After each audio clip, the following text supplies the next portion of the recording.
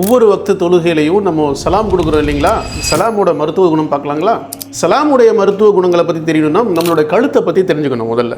அதாவது நம்ம தலையில் எந்த ஒரு நீர் உற்பத்தி கிடையாது.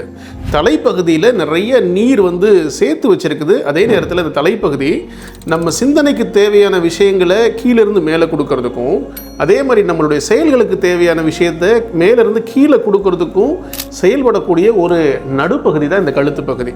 இந்த கழுத்து பகுதி நம்மளுடைய சிந்தனைகள்னால, அன்றாட நம்மளுடைய பலுனால அதிகமாக ஹீட் ஆகிறதுக்கான வாய்ப்பு இருக்குது. அப்போது நமக்கு பல விஷயங்கள், அதாவது டிசீனஸ்ன்னு சொல்லக்கூடிய தலை சுற்றல், கழுத்து வலி, தலைவலி, முன்பக்க தலைவலி, பின்பக்க தலைவலி, உச்சந்தலைவலி, அதே மாதிரி மயக்கம், வாந்தி, இதெல்லாம் வர்றதுக்கான காரணம் என்னென்னா தலையில் எக்ஸஸ் ஹீட் இருக்கிறதுனால. அந்த ஹீட்டை ரெடியூஸ் பண்ணணுன்னா நம்மளோட இந்த பகுதி சமநிலைத்துவத்துக்கு வரணும். அந்த சமநிலையை அச்சீவ் பண்ணுறதுக்காக நம்ம அன்றாடம் தொழுகையில் செய்யும் பொழுது இந்த பகுதி சமநிலைத்துவத்தை கொடுக்கறதுனால, இதுக்கு போகக்கூடிய தமனிகள், சிரைகள்லாம் நீர்ச்சமலையை கொடுக்கறதுனால மொத்த ஹீட்டையும் இது இறக்கிடும் இன்ஷா அல்லாஹ்.